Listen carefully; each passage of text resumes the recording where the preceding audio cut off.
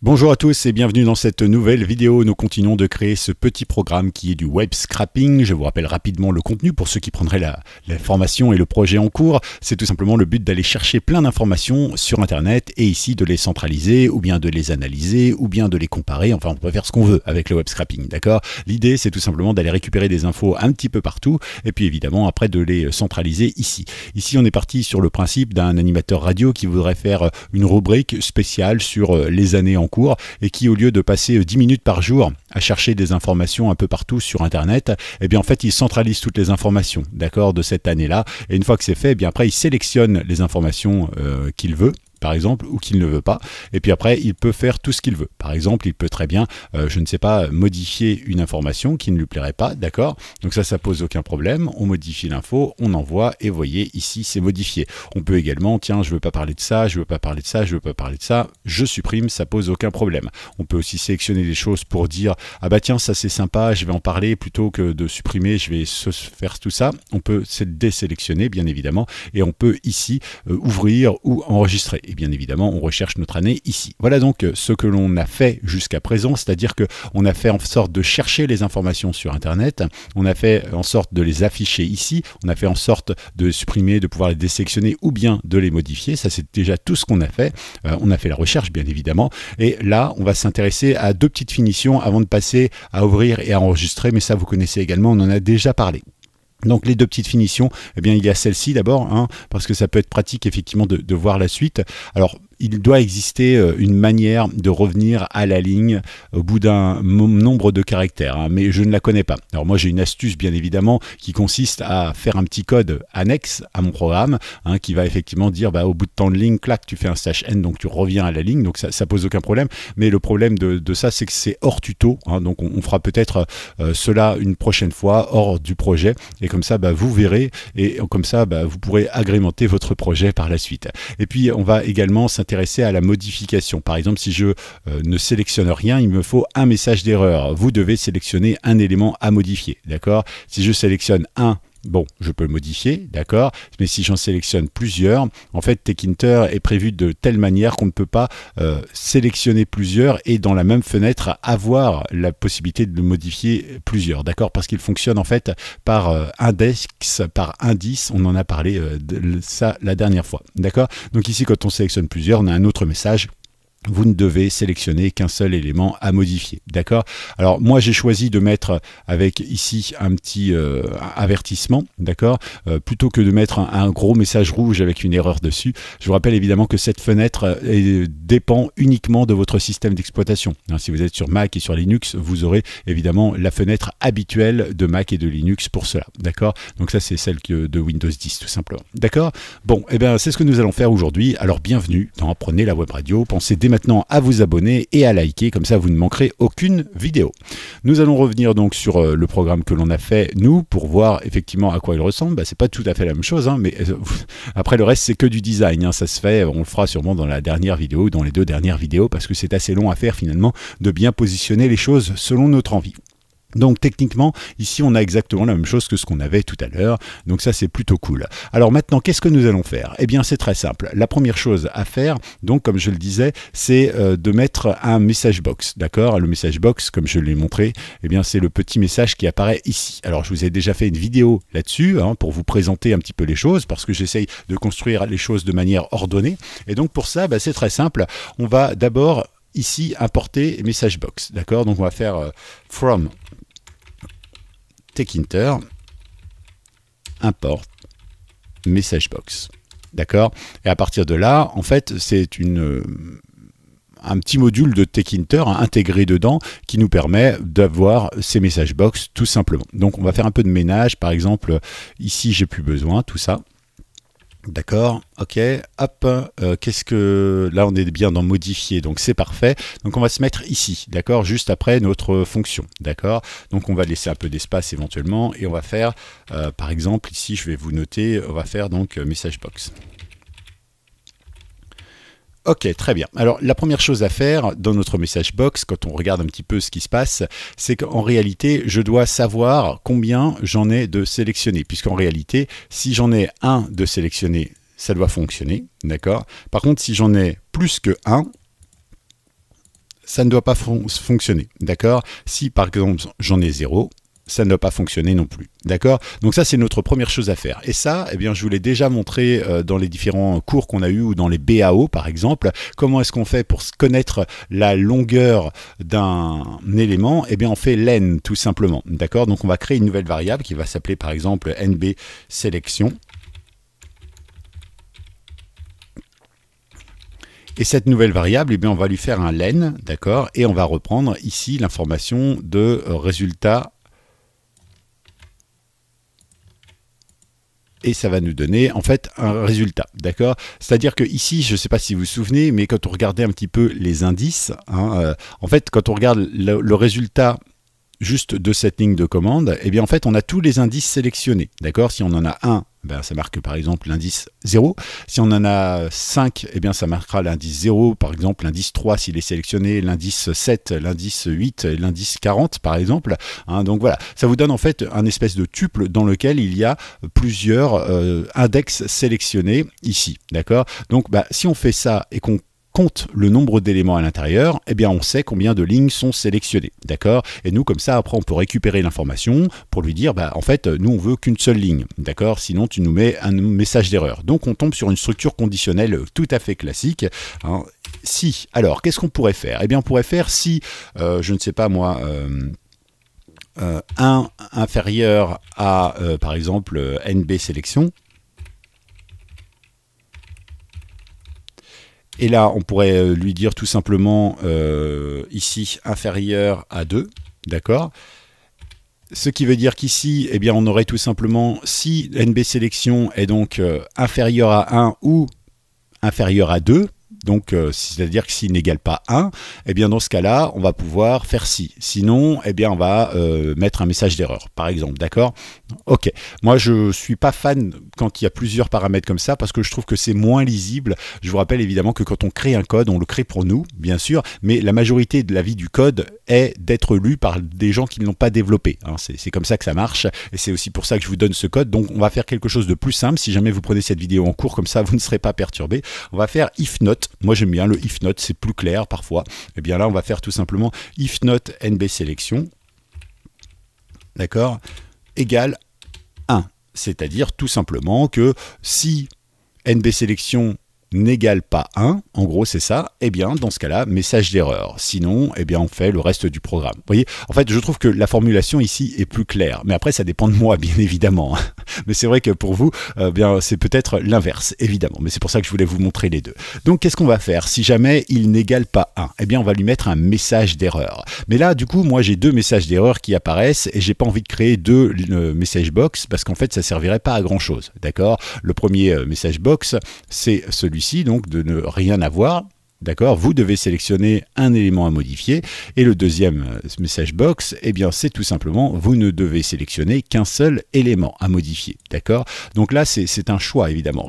Vous pouvez en créer deux, bien sûr, ou vous pouvez en créer qu'une seule. Pour ma part, et histoire de gagner du temps et puis de vous montrer comment on peut être le plus syntaxique possible, eh bien j'ai décidé d'en créer qu'un seul. Alors comment est-ce qu'on fait ça? Ben, on va remettre une condition à l'intérieur.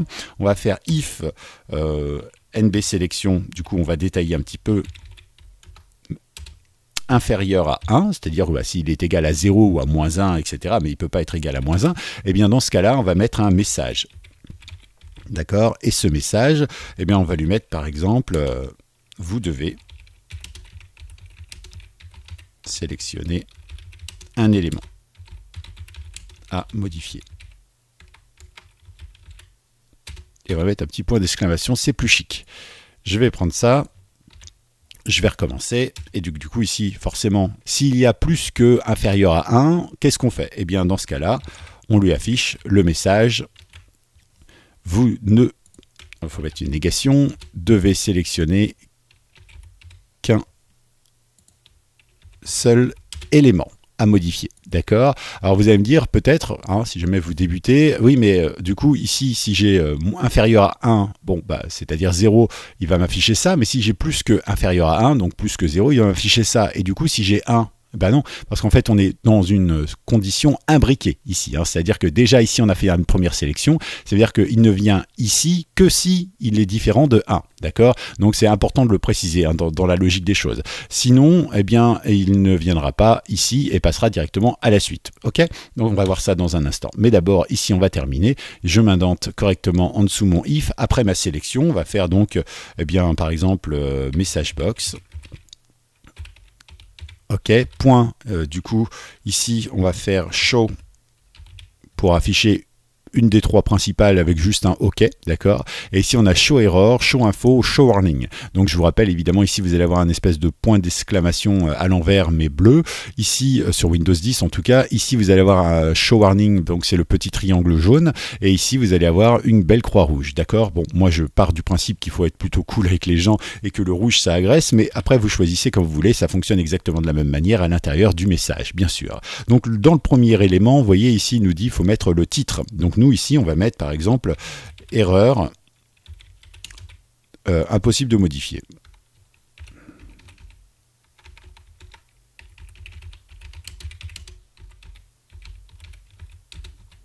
D'accord, donc ça c'est notre titre. Qu'est-ce qu'on va mettre comme message à l'intérieur? Eh bien le message va dépendre uniquement ici de l'information. D'accord, c'est-à-dire que j'ai la même variable, ça va être le même nom, et cette variable, en fait, elle va prendre une valeur différente si notre information est supérieure à 1 ou à 0, et si elle est inférieure à 0. D'accord? Donc, on va simplement ici mettre message, donc il va récupérer automatiquement la bonne information de manière dynamique, et ici, on va lui mettre la fenêtre. La fenêtre, c'est l'endroit où il va s'afficher, c'est-à-dire que, est-ce que ça s'affiche quand cette fenêtre est ouverte, ou bien quand une autre fenêtre est ouverte, etc., etc. Nous, ici, eh bien, on l'appelle parent, donc, et on va mettre fenêtre parce que c'est notre fenêtre parent, tout simplement. D'accord? Donc là, c'est bon. Normalement, ça doit fonctionner. Ok. Alors, si je fais ça comme ça et que je m'arrête là, en fait, eh bien, vous allez voir ce qui se passe.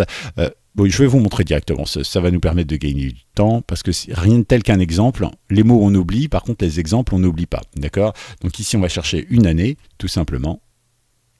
Ici, par exemple, eh bien, je vais rien sélectionner. Hop, il me met bien, vous devez sélectionner un élément à modifier, donc c'est cool. Je fais OK, et par contre ici, il m'ouvre une fenêtre, et il ne m'ouvre même pas la fenêtre pour modifier, d'accord? C'est-à-dire qu'en fait, il y a un message d'erreur qui arrive, puisqu'effectivement, il n'a pas d'indice pour le modifier, d'accord? Que se passe-t-il maintenant si j'ai plusieurs sélections? Eh bien, je fais modifier, vous ne devez sélectionner qu'un seul élément à modifier, ça veut dire qu'il prend bien en compte ce qu'on a fait, ok?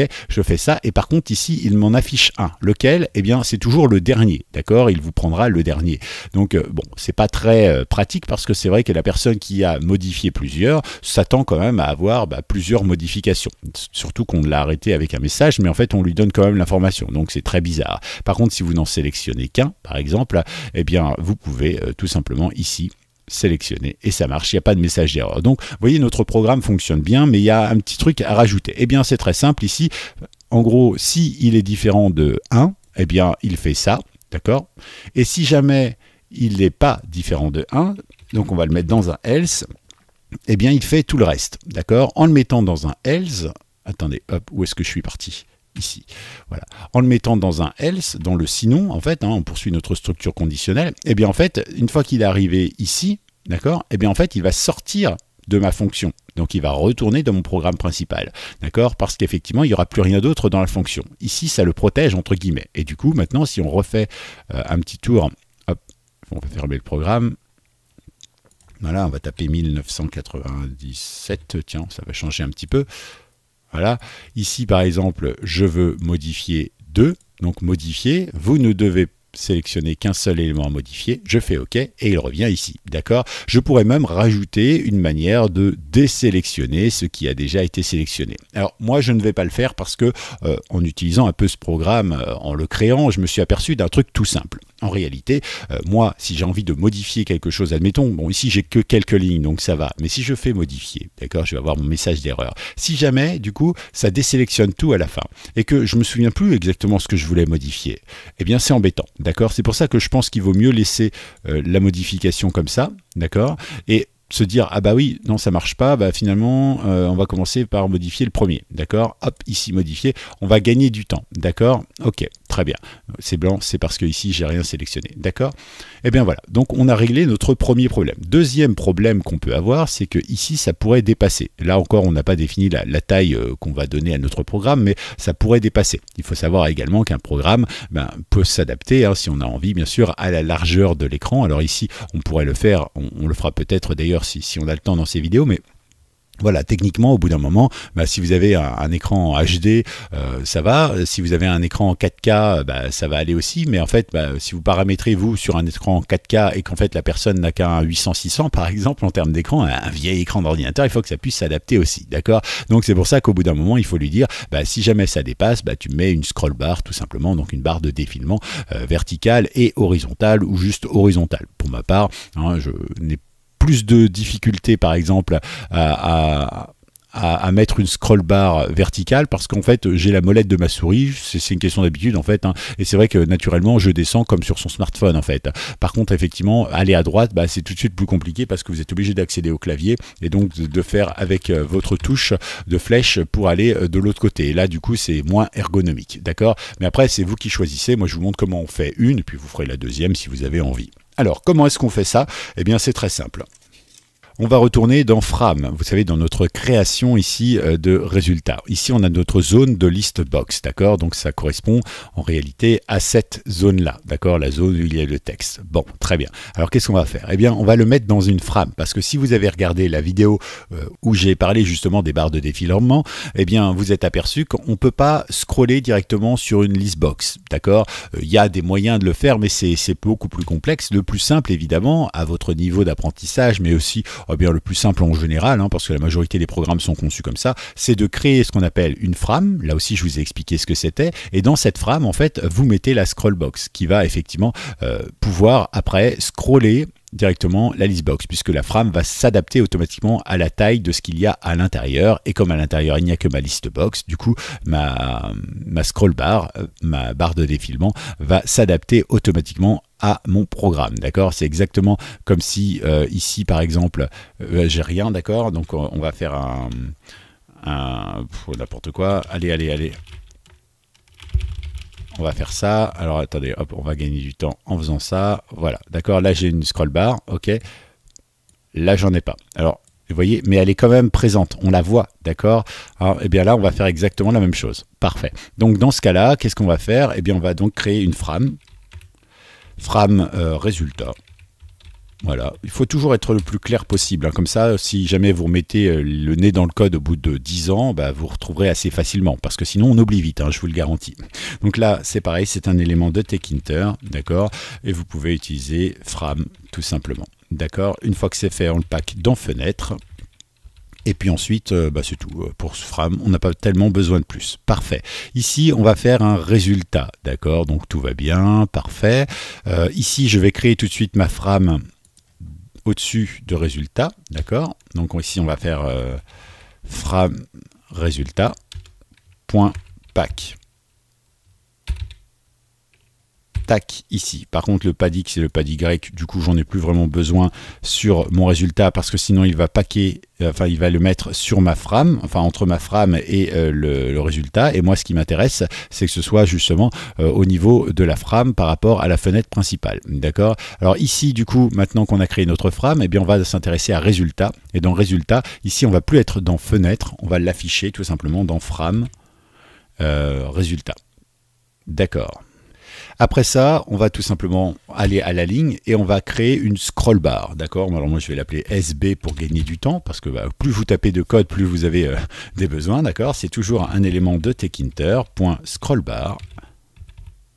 D'accord? Et ici, vous allez lui définir quelques petites choses, comme notamment l'endroit où elle va être. D'accord? Frame résultat. Là aussi, on la met exactement dans le même endroit que notre résultat. C'est important. Ensuite, on va lui choisir une orientation. Est-ce qu'elle sera verticale ou est-ce qu'elle sera horizontale? Alors ici, c'est orient. D'accord? orient égale, et si jamais vous êtes perdu, je vous rappelle qu'en restant appuyé dessus, vous avez toutes les possibilités de ce que vous pouvez faire, d'accord, active background, BG, BD, border, etc., relief, voilà, mais tout ça on verra évidemment lors de la décoration un petit peu de notre programme, mais on l'a déjà vu également, hein, donc comme ça, voilà, on gagne du temps. Donc ici, moi, orient, alors ici, vous avez le choix où vous faites techinter.horizontal, d'accord, comme ça, ou bien vous le faites tout simplement en mettant horizontal comme ça, d'accord, et ça marche de la même manière. Ensuite, qu'est-ce qu'on va faire? Eh bien, on va la paquer directement. Alors, on va la paquer ici directement, donc après frame résultat. Où est-ce que je suis parti? Ici, par exemple. Hop, on va la paquer. Non, je vais la paquer après ça. Voilà. Ici, donc, on va faire SB. Ouais, c'est tout. Il s'appelle SB. Donc, pack. Ici, et normalement, on est plutôt bon. D'accord. Donc, ici, je vais supprimer ceci. Et on va regarder à quoi ça ressemble, si vous voulez bien. Donc, ici, on se retrouve avec, effectivement, notre barre ici, hein, notre scroll bar, et on va mettre un texte dedans pour voir un petit peu ce qui se passe. 1999, je crois que le truc est plus long un petit peu. Donc ici, vous voyez, ça dépasse, donc je peux rien faire, d'accord? C'est tout à fait normal, c'est parce qu'on n'a pas associé, pour l'instant on a juste créé cet élément, d'accord? Et comme on a créé cet élément, eh bien maintenant on va devoir lui dire que cet élément, l'endroit où sera la scroll bar, correspond à l'endroit où sera la vision dans cet élément de résultat, d'accord? Donc pour faire ça, c'est très simple, on connaît le processus. On l'a déjà fait et on va le refaire une nouvelle fois. Donc on va se rendre ici, toujours sous SB, d'accord, et on va faire résultat.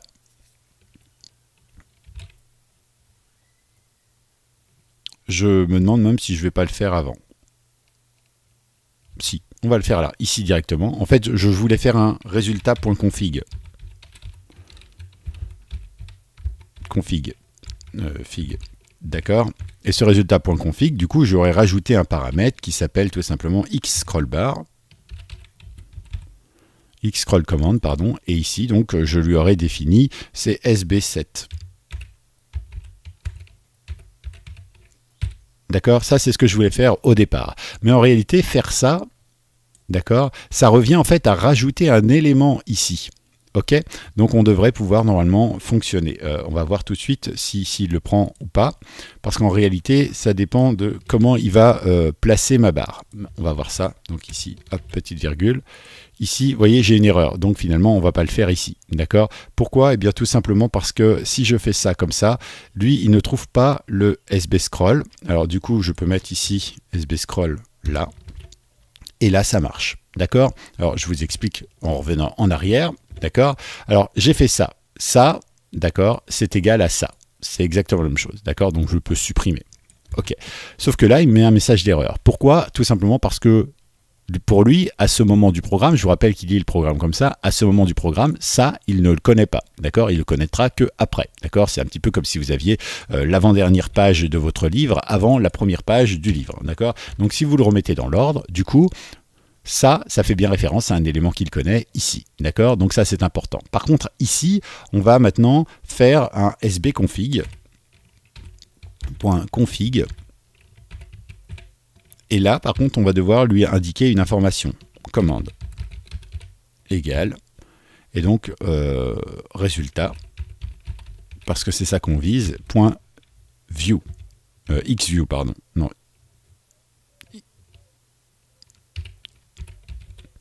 Xview, d'accord? Ça veut dire qu'en gros, il va associer les deux et il va nous permettre de renvoyer les résultats l'un à l'autre. Alors, pourquoi est-ce que en faisant config tout à l'heure avec mon résultat, je pouvais rajouter ça directement ici à la place de remettre dans une ligne, et pourquoi est-ce que ici je ne peux pas? Eh bien, c'est tout simple. Regardez, ma sbconfig. Ici, j'appelle donc sbconfig, d'accord? Donc, ça veut dire que ici, je vais devoir, si je voulais le supprimer, le mettre ici. Mais si je le mets ici, je vais avoir un message d'erreur. Je vais vous montrer. Pourquoi? Je pense que ça, c'est important de s'attarder 2 petites minutes sur ce point-là, parce que ça va vous donner un peu la logique de Tkinter. D'accord? Si je fais ça, il me marque un message d'erreur. Pourquoi? Parce que, on l'a vu tout à l'heure, résultat est après. Mais si je mets résultat avant, du coup, c'est SB7, c'est SB qui sera pas bien. Regardez. Hop. Hop. Voilà. Du coup, ici, c'est bon, mais du coup ici c'est plus bon, d'accord? Donc on est obligé à un moment ou à un autre de choisir dans quel ordre on va définir les choses et on va pouvoir fonctionner ainsi, d'accord? Donc ici, hop, on va faire ça. J'ai fait une erreur, voilà, hop, j'ai copié quelque chose qu'il ne fallait pas, voilà, résultat XView, ok.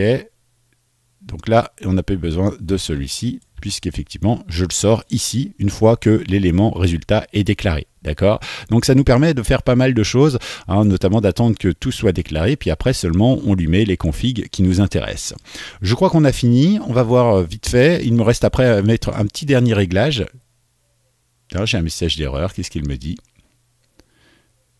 J'ai donc une information qui n'est pas bonne. Bon, parfait, on va regarder ça, c'est ici je pense. Hop. Voilà, tout simplement. À force de vouloir appeler les choses, ça ne va pas. Donc 1999, donc ici j'ai bien ma barre de défilement, et ma barre de défilement est là, d'accord? Donc ici, elle n'agit pas, d'accord? Elle n'existe pas, il y a un petit problème. Très bien, parfait. Bon, on va le régler, alors on va voir un petit peu ce qui se passe. Normalement, elle devrait gérer. Alors si je fais mon fil X ici, que je voulais faire tout à l'heure, parce qu'en fait ça n'a pas grand chose à voir avec le reste, d'accord? Si je l'étire sur toute la longueur, pour que ça corresponde à la longueur de mon objet, vous voyez, ça correspond ici à la longueur, donc elle s'est bien étirée, il n'y a pas de souci. D'accord, et ici, donc on va modifier pour gagner un peu de temps.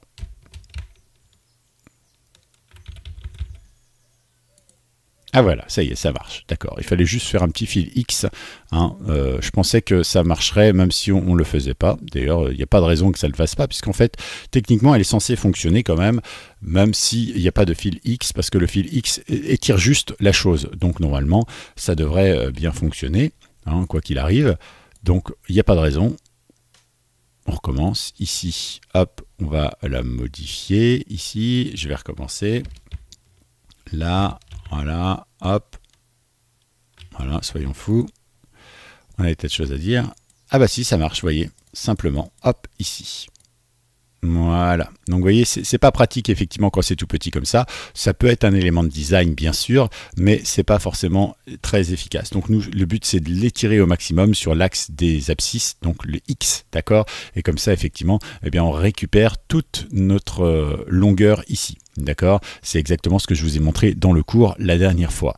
Ok, bon bah je crois qu'on a tout fait. Il ne nous reste plus évidemment qu'à vous montrer rapidement comment est-ce qu'on design, si on a envie de designer notre SB. On regarde ici et vous voyez, vous pouvez faire vraiment pas mal de choses, comme par exemple lui changer sa couleur de fond, lui changer sa taille, lui changer voilà, son orientation, savoir si effectivement elle est comme ça, creusée ou plutôt elle ressort, etc., etc. Bref, je vous laisse chercher un petit peu sur internet, mais maintenant vous savez faire. Bon, parfait. Alors on récapitule rapidement ce qu'on a vu dans cette vidéo. On a vu tout simplement comment est-ce qu'on faisait un message d'erreur si jamais elle était si jamais ça ne correspond pas au résultat qu'on attend. D'accord? Et puis on a vu également la fameuse scroll bar qu'on designera évidemment à la fin comme tout le reste. D'accord? Bon, bah écoutez, à bientôt pour une prochaine vidéo. Pensez à vous abonner, pensez à liker et puis on fera donc le ouvrir et enregistrer sous lors de la prochaine vidéo. Sympa, n'est-ce pas? Allez, à tout de suite.